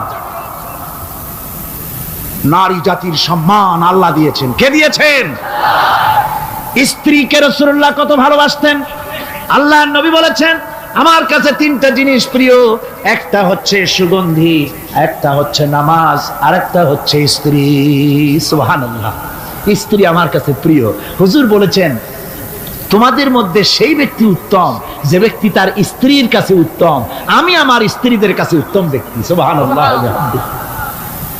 রাসূলুল্লাহ স্ত্রীকে কত ভালোবাসতেন। বিশ্বনবী রাজনৈতিক কর্মকাণ্ড চালাচ্ছেন, যুদ্ধের দামামা বাজতেছে, চতুর্দিকে কত অশান্তি, সবকিছু চলছে, স্ত্রীর হক আদায় করতে ভুলে যাননি। রাতের বেলায় হযরত আয়েশার বয়স কম, তাকে নিয়ে রাসূলুল্লাহ একটু সুযোগ পেয়েছেন, বলছেন আয়েশা সব তো ঘুমিয়ে, চলো আমরা একটু দৌড়াই। ওই যে দূরে একটা জিনিস দেখা যায়, দৌড় দাও দেখি কে আগে যায়। দুজনে দৌড় প্রতিযোগিতা করলেন। দৌড় প্রতিযোগিতায় হযরত আয়েশা ফার্স্ট হলেন, হুজুর পিছনে পড়ে গেলেন। হযরত আয়েশা খুব আনন্দ করলেন যে আপনি কিন্তু আমার সাথে দৌড়ে পারলেন না। পরবর্তী কিছু কাল যাওয়ার পর হযরত আয়েশা বলেন, হুজুর আজকে আবার বললেন যে চলো আয়েশা একটু দৌড়াই। হযরত আয়েশা বলছেন যে সেদিনের তুলনায় আমার শরীর একটু, আমি মুটিয়ে গেছি, শরীরটি স্থূল হয়েছে। আমি আজকে দৌড়ালাম কিন্তু পারলাম না, রাসূল আগে চলে গেলেন। আমি হাঁপাতে হাঁপাতে যখন হুজুরের কাছে চলে গেছি, হুজুর তখন মুস্কি হেসে আমাকে বললেন, আয়েশা ওই সেই দিনের জবাব আজকে দিয়ে দিলাম। সুবহানাল্লাহি বিহামদিহি, সুবহানাল্লাহি বিহামদিহি। বিশ্ব নবী কত বড় আদর্শ বিশ্ব মানবতার জন্য। তিনি বলেছেন, আরাফাতের ময়দানে রাসূলুল্লাহ বলেছেন, তোমরা যেমন পড়বে তোমার স্ত্রীদেরকে তেমন পড়াবে, তোমরা যেমন খাবে তোমার স্ত্রীদেরকে তেমন খাওয়াবে, স্ট্যান্ডার্ড মেনটেন করবে। তুমি ভালো দামের কাপড় পরবে, স্ত্রীকে খারাপ দিবে তা নয়। অধিকার দুজনেরই সমান, স্বামী এবং স্ত্রী সমান অধিকার। কিন্তু আমরা তা বুঝতে পারি না, বুঝতে চাই না। আমরা অনেকে মনে করেছি বিয়ে যখন করছি তখন আমি তো নওয়াবজাদা নসরুল্লাহ খান, আর বউ তো কেনা দাসী না। সে কিন্তু দাসী নয়, তার মর্যাদা আছে, তার সম্মান আছে, তার সম্মান আপনাকে দিতে হবে। রাসূলুল্লাহ দিয়েছেন, আপনাকেও দিতে হবে। রান্না বান্না হতে দেরি হয়, কত গালাগালি শুনতে হয় নারীকে। আল্লাহর নবীর স্ত্রী হযরত আয়েশা বলেছেন, আল্লাহর নবী কাজ করে, মানুষের সঙ্গে কথা বলে, রাষ্ট্রীয় দায়িত্ব পালন করে ঘরের ভিতরে সে যখন দেখেছেন রান্না হতে দেরি আছে, রাসূলুল্লাহ বিরক্ত হন নাই, ভ্রু কুঞ্চিত করেন নাই, চোখ মোটা করেন নাই, আমাকে কোনো কথা শোনার নাই, বরং আমার কাছে বসে রান্নায় আমাকে সহযোগিতা করেছেন। সুবহানাল্লাহ বিহামদিহি। এই হলো আল্লাহর রাসূল, এই হলো বিশ্ব নবী। স্ত্রীর সঙ্গে কি মহব্বত! সুবহানাল্লাহ বিহামদিহি। হুজুর মহব্বত করতেন স্ত্রীদেরকে। রাসূলুল্লাহর ঘরে দৌলত ছিল না, কিন্তু মহব্বত দিয়ে ভরা ছিল ঘরটা। হুজুরের ঘরে ফ্রিজ নাই, এসি নাই, হুজুরের ঘরে কার্পেট নাই, হুজুরের ঘরের মধ্যে জাজিম নাই, তোশক নাই, বড় বড় কম্বল নাই, আরামের কোনো জিনিস নাই, মডার্ন ইকুইপমেন্টস কিচ্ছু নাই, দৌলত নাই, কিন্তু মহব্বত দিয়ে ঘরটা ভরা। হযরত আয়েশা বলেছেন, আমি পানি পান করে, যখন আমি পানি পান করে গ্লাস রেখে দিতাম, আল্লাহর নবী তখন গ্লাসের সেই জায়গায় ঠোঁট লাগাতেন যেখানে আমি ঠোঁট লাগাইয়া পানি পান করেছি। আমি গোশত চিবোতাম, রাসূলুল্লাহ আমার হাত থেকে গোশত টুকরা নিয়া সেই জায়গায় চিবোতেন যেখানে আমি চিবয়েছি। সুবহানাল্লাহ বিহামদিহি। আমার ভাইয়েরা, রাসূল তার স্ত্রীদেরকে মহব্বত করতেন, স্ত্রীরাও রাসূলকে মহব্বত করতেন দারুণ ভাবে। একবার হযরত আয়েশা সিদ্দিকা রাদিয়াল্লাহু তাআলা আনহা হুজুরকে গোসল করাতে ছিলেন, মাথার উপরে পানি ঢালতেছেন, হুজুর একটা চোখের উপরে বা একটা তক্তার উপরে বসে আছেন। গোসলের পানির ভিতরে রাসূলুল্লাহ দেখতে পেলেন রক্তের মতো কি যেন প্রবাহিত হয়ে যাচ্ছে। হুজুর জিজ্ঞেস করেন, আয়েশা রে, পানির ভিতরে রক্তের মতো কি দেখা যায়? হযরত আয়েশা বলেন, হুজুর আপনি যখন বসেছিলেন অসতর্ক মুহূর্তে তক্তার নিচে আমার একটা আঙ্গুল পড়েছিল, পায়ের আঙ্গুলটা ফেটে বোধহয় রক্ত বেরোতেছে। রাসূলুল্লাহ তাড়াতাড়ি করে উঠলেন আর ওই আঙ্গুলকে ব্যান্ডেজ করে দিলেন। রাসূলুল্লাহ বললেন, আয়েশা রে, আঙ্গুল ফেটে গেছে, একটু আহাহু পর্যন্ত করলে না, এতক্ষণ তুমি কষ্ট করলে কেন? হযরত আয়েশা বলেন, ইয়া রাসূলুল্লাহ, ওটা তো একটা পায়ের আঙ্গুল। আয়েশার কলিজাটা ফেটে যদি রক্ত বেরোতো, রাসূলুল্লাহকে উঠতে বলতে আমি পারতাম না। কি মহব্বত রাসূলের সাথে! হযরত আয়েশা বলেন, হুজুর সাল্লাল্লাহু আলাইহি ওয়াসাল্লাম স্ত্রীদেরকে এত ভালোবাসতেন, আমাদের ঘরে গোশত টোস্ত তেমন রান্না বান্না খুব কম হতো। গোশত রান্না হবে কি, মাসের পর মাস চলে গেছে রাসূলের বাড়িতে, হুজুর স্ত্রীরা বলেছেন আমাদের ঘরে চুলে আগুন জ্বলে নাই, একটু শুকনা রুটি, একটু শুকনা খেজুর আর একটু পানি খেয়ে আমাদের জীবন চলেছে, এরকমের অবস্থা হয়েছে। তারপরে এই অবস্থা চলেছে, এর মধ্যে যদি কখনো একটু গোশত আসছে, হুজুর যখন ছাগল টাগল ইত্যাদি ছাগল দুম্বা জবাও করেছেন, এই দুম্বার গোশত নিয়ে ছাগলের গোশত নিয়ে রাসূলুল্লাহ নিজে বেরোতেন। হযরত খাদিজার বান্ধবী কোথায় আছে খুঁজে ওই বান্ধবীর কাছে গোশত পৌঁছে দিয়ে আসতে। হযরত আয়েশা বলেন, একদিন আমার ঘুম ভেঙে গেল, দেখি হুজুর আমার কাছে নাই, গেলেন কোথায়? খুঁজতে খুঁজতে যায় দেখি মসজিদে নববীর ভিতরে হুজুর হাত তুলে বসে আছেন, মোনাজাত করতেছেন। আমি পেছনে গিয়ে হাত তুললাম, আমি শুনতে পাচ্ছি নবীজি দোয়া করছেন, রব্বুল আলামিন কিয়ামতের ময়দানে যেদিন সন্তান তার পিতাকে ভুলে যাবে, মা তার সন্তানকে হারায় ফেলবে, ওই কঠিন হাসরের ময়দানে আমি যেন আমার খাদিজাকে হারাইয়া না যাই। মুনাজাতের শেষে হযরত আয়েশা বলেন, ইয়া রাসূলুল্লাহ, খাদিজার কথা আপনার এত কেন বারবার মনে পড়ে? একটা বুড়িরে বিয়ে করেছিলেন 25 বছর বয়সের সময়, 40 বছর বুড়ি, তার কথা কেন এত মহব্বত আপনার মনে পড়ে? তার থেকে যুবতী মেয়ে, সুন্দরী মেয়েকে আপনার স্ত্রী হিসেবে আপনি পান নাই? হুজুর বলেন, আয়েশা রে, খাদিজার সম্পর্কে এমন কথা তুমি আর বলো না। তোমরা সবাই আমার সুখের দিনের স্ত্রী, আর খাদিজা আমার এমন সময়ের স্ত্রী ছিল যখন মক্কায় আমার আশ্রয় ছিল না, তামাম মক্কা নগরীতে আমার আশ্রয় ছিল না। খাদিজার সঞ্চিত সমস্ত ধনরাশি ইসলাম কবুল করার পর দুহাতে খাদিজা বিতরণ করে দিয়েছে। হযরত আয়েশা বলেন, হুজুর আমার গোস্তাকি মাফ করে দেন, আমি আর এরকম বলবো না, তবে খাদিজার সম্পর্কে আমার কিছু একটু শুনান। হুজুর বলেন, আয়েশা রে শোনো, গভীর রাত, যত রাত হোক না কেন, ইসলামের দাওয়াত দিয়ে দিয়ে গভীর রাত্রে আমি যখন বাসায় ফিরেছি, ঘরে এসেছি, দরজায় একটা মাত্র ডাক দিয়েছি, খাদিজা, অমনি দরজা খুলে গেছে। আমি জিজ্ঞেস করেছি, খাদিজা রে, যত রাত্রে আসলাম, যতবার আসলাম, একটা ডাকের বেশি লাগলো না, তুমি কি ঘুমাও না? হযরতে খাদিজা বলেছেন, ইয়া রাসূলুল্লাহ, আমার মনের ভিতরে ভয় থাকে, আল্লাহর রাসূল দ্বীনের খেদমতে বাইরে আছেন, আমি যদি আরামে বিছানায় ঘুমায় থাকি আর নবীজি দরজার কাছে দাঁড়ায় আমারে ডাকাডাকি করবেন, উঠতে যদি দেরি হয়ে যায় নবীজির সঙ্গে বেয়াদবি হয়ে যাবে, এই মনে করে আপনি না আসা পর্যন্ত দরজার সাথে পিঠ লাগাইয়া আমি দাঁড়াইয়া দাঁড়াইয়া ঘুমাই। আমার ভাইরা, হযরতে খাদিজার ইজ্জত স্বয়ং আল্লাহ দিয়েছেন। কে দিয়েছেন? হাদিস শরীফে এসেছে, রাসূলুল্লাহ জাবালে নূরে বসা, গারে হেরার ভিতরে বসা, হযরতে জিবরাইল রাসূলুল্লাহর সঙ্গে কথা বলতেছেন। একটু পরে হযরতে জিবরাইল বলেন, ইয়া রাসূলুল্লাহ, আমি আর এখানে বসবো না, আমি এখন চলছি। আমি দেখতে পাচ্ছি খাদিজা আসতেছে আপনার জন্য খাবার নিয়ে। খাদিজা যখন আপনার কাছে পৌঁছে যাবে, আপনি খাদিজাকে শুনায় দিবেন, আল্লাহ রাব্বুল আলামিন খাদিজাকে সালাম জানাইছে। সুবহানাল্লাহ।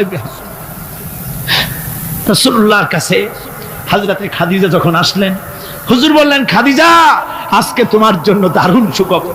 বলে কি? বলে, আল্লাহ পাক, জিবরাইল কেবল উঠে গেল আমার কাছ থেকে, জিবরাইল বলে গেল আল্লাহ তোমাকে সালাম বলেছেন। হযরত খাদিজা কেঁদে ফেললেন, বললেন, ইয়া রাসূলুল্লাহ, আমার নারী জন্ম সার্থক, আল্লাহ আমাকে সালাম বলেছেন, এর জবাব কেমনে দিতে হয় হুজুর আমি তো জানি না, আপনি আমার পক্ষ থেকে আল্লাহর সালাম কিভাবে দেওয়া লাগে আপনি দিয়ে দিন, আমি তো বুঝি না কেমনে আল্লাহর সালামের জবাব দেব। হুজুর বললেন, খাদিজা, শুধু আল্লাহ নয়, জিবরাইলও তোমাকে সালাম বলে গেছে। হযরতে খাদিজা বললেন, হযরত জিবরাইলকে আমার সালামের জবাবটা ওয়ালাইকুমুস সালাম বলে দিন। হযরত খাদিজার এই মর্যাদা ছিল। আমার ভাইরা, রাসূল পাক সাল্লাল্লাহু আলাইহি ওয়াসাল্লাম এভাবে মহব্বত করেছেন স্ত্রীদেরকে। সুতরাং স্বামী স্ত্রীর মহব্বত আল্লাহর জান্নাতি নিয়ামত। কি নিয়ামত? যে ঘরের মধ্যে স্বামী স্ত্রীর মধ্যে মিল মহব্বত আছে, এটা বেহেশতের মতো, আর যেখানে মিল মহব্বত নাই, এটা জাহান্নামের মতো। ঠিক কি? সুতরাং মহব্বত করুন, বেশি বেশি স্যাক্রিফাইস করুন, বেশি বেশি স্যাক্রিফাইস করুন। নারীদের ব্যাপারে বলা হয়েছে, পুরুষকে বলা হয়েছে অধিকার আদায় করো, সব ব্যাপারে সমান অধিকার, কিন্তু নারীকে একটা ব্যাপারে বলা হয়েছে, নারী শোনো, পুরুষের মর্যাদা তোমার চাইতে আল্লাহ রাব্বুল আলামিন বেশি দিয়েছেন। আর রিজালু কাওয়ামুনা আলান নিসা, নারীদের উপরে পুরুষের প্রাধান্য আল্লাহ পাক দান করেছেন। একদিন একজন সাহাবী বলেছিলেন, ইয়া রাসূলুল্লাহ, জঙ্গলি উট দেখলাম আপনার পায়ের উপরে সেজদায় পড়ে গেল, আপনি যদি আমাদেরকে অনুমতি দিতেন না, আপনাকে আমরা সেজদা করতাম। আল্লাহর নবী বললেন, মানুষ মানুষকে সেজদা করা, এ পারমিশন যদি আমি দিতাম, তাহলে দুনিয়ার সমস্ত স্ত্রীদেরকে বলতাম তারা যেন তাদের স্বামীকে সেজদা দেয়। স্বামীর মর্যাদা এখানে বেশি। সুতরাং অধিকার সমান, কোনো সন্দেহ নাই, কিন্তু স্বামীর একটা আলাদা মর্যাদা আছে, সেই সম্মানও তাকে দিতে হবে। এরপরে এই সমান অধিকারের ভিত্তিতে স্বামী স্ত্রী চলতে থাকে, মাঝখানে আল্লাহ পাক তাদেরকে সন্তান দান করেন। আল্লাহ তাদেরকে, নারীকে লেখাপড়ার অধিকার দিয়েছেন, ইসলাম তাকে লেখাপড়ার অধিকার দিয়েছে, শিক্ষার অধিকার দিয়েছে। হযরত আয়েশা সিদ্দিকা রাদিয়াল্লাহু তাআলা আনহা শিক্ষয়িত্রী ছিলেন, হাফেজা ছিলেন, হাদিসের হাফেজা ছিলেন, কোরআনের হাফেজা ছিলেন, হাজার হাজার সাহাবায়ে কেরামদের তিনি ওস্তাদ ছিলেন। সুবহানাল্লাহ পড়ে। নারীদের ব্যাপারে অধিকাংশ মাসালা হযরত আয়েশা সিদ্দিকা রাদিয়াল্লাহু তাআলা আনহার অবদান। সুবহানাল্লাহ। নারী যুদ্ধ করেছে, যুদ্ধের ময়দানে নারীর অধিকার আছে। নারী চাকরি করতে পারবে, নারী ব্যবসা করতে পারবে, নারী লেখাপড়া করতে পারবে, নারী সেনাবাহিনীতে যেতে পারবে, নারী সব করতে পারবে, কিন্তু পর্দার মাধ্যমে। কিসের মাধ্যমে? স্বামী এবং পুরুষ এবং স্ত্রী, পুরুষ এবং নারী মাঝখানে একটা পর্দা থাকতে হবে। সে কথা একটু পরে বলছি। এবার এই বধূ কিছুদিন পর মা হয়ে গেল। কি হয়ে গেল? মা হয়ে গেল। মা যখন হয়ে গেল, মর্যাদা আরো এক ধাপ বেড়ে গেল। আল্লাহ রাব্বুল আলামিন মায়ের মর্যাদা বেশি করে দিলেন। আল্লাহ পাক কোরআনে কারীমের মধ্যে বলেন, ওয়াসাইনাল ইনসানা বিওয়ালিদাইহি ইহসানা হামালাতুহু উম্মুহু কুরহাম ওয়া ওয়াদাআতুহু কুরহাম ওয়া হামলুহু ওয়া ফিসালুহু 30 শাহরা। আমি পৃথিবীর সমস্ত মানুষকে উপদেশ দিয়েছি, তোমরা তোমাদের মায়ের প্রতি সম্মান করো, ihsan করো। তোমার মা তোমাকে গর্ভধারণ করেছে অত্যন্ত কষ্টের সাথে, আর ডেলিভারিও করেছে কষ্টের সাথে। খবরদার মায়ের সাথে বেয়াদবি করো না। কে বলেছেন? আল্লাহ পাক বলেছেন মায়ের ihsan করো। আল্লাহ রাব্বুল আলামিন মা বাবার জন্য দোয়া করতে বললেন। আল্লাহ পাক বলেন, মা বাবার সামনে যেন কখনো মাথায় ঝাঁকি দিয়া চোখটা মোটা করে মা বাবার সঙ্গে কথা বলো না। ওয়াকুল লাহুমা কাওলান কারীমা। মা বাবার সঙ্গে যখন কথা বলবে, সম্মান সূচক কথা বলবে। আর মা বাবার জন্য আমার কাছে দোয়া কর। কে শিখায়? আল্লাহ। কে শিখান? আল্লাহ বলছেন, বান্দারে তোর মা বাবার জন্য আমার কাছে দোয়া করবি। রব্বিরহামহুমা কামা রাব্বায়ানি সগীরা। জোরে সোরে পড়েন, রব্বিরহামহুমা কামা রাব্বায়ানি সগীরা। আয় আল্লাহ, আমার মা বাপ যেমন আমাকে স্নেহ করে লালন পালন করেছে আমার ছোটবেলায়, তুমি আমার মা বাপকে তোমার রহমতের কোলে লালন পালন করো। কে শিখায়? আল্লাহ পাক শিখিয়ে দিচ্ছেন। আমার ভাইরা, ইয়ামেন থেকে একজন লোক এসেছে, হাদিস, ইয়ামেন থেকে একজন লোক এসেছে হুজুরের সামনে, তার বুড়ি মা সাথে। বলছে, হুজুর, এই অচল বুড়ি মা, হাঁটতে পারে না, চলতে পারে না, এই আমার মা। এরে ঘাড়ে করিয়া আমি ওকুফে আরাফা করেছি, একে নিয়ে মিনা মুজদালিফা করেছি, রমি করেছি, একে নিয়ে আমি সাফা মারওয়া সাই করেছি। এই মাকে ঘাড়ে করে আমি আল্লাহর ঘর তাওয়াফ করেছি, হজের সব কাজ মায়ের ঘাড়ে করে করছি। আল্লাহর নবী, আমি কি আমার মায়ের হক আদায় করতে পেরেছি? হুজুর বললেন, না, আদায় হয়নি, মায়ের হক আদায় হয় নাই। অর্থাৎ বুকের চামড়া দিয়ে মায়ের পায়ের যদি স্যান্ডেল তৈরি করে দেওয়া হয়, এক ফোঁটা দুধের হক আদায় হবে না। সেই মায়ের সঙ্গে নাফরমানি হচ্ছে, বেয়াদবি হচ্ছে, বউয়ের কথার মতো মায়ের সাথে দুর্ব্যবহার করা হচ্ছে। আমার দেশে এগুলি হচ্ছে, হচ্ছে না? হচ্ছে। মা কোথায় পড়ে আছে কোনো খোঁজ নাই, খবর নাই। তার জন্য কোনো ভালো খাবার ব্যবস্থা, কাপড় চোপড় নাই। বন্ধুদের জন্য সব আছে, মায়ের জন্য নাই, বাপের জন্য নাই। মা তো বুড়ি হয়ে গেছে, এখন আর মা নাই। বাপ তো বুড়ো হয়ে গেছে, কামাই করতে পারে না, এখন আর বাপ নাই, এখন হয়ে গেছে বুড়ো। আর মা হয়েছে বুড়ি। আর আব্বা হয়েছে, যার মেয়ে বিয়ে করেছে শ্বশুর এখন আব্বা, আর শাশুড়ি হয়েছে আম্মা।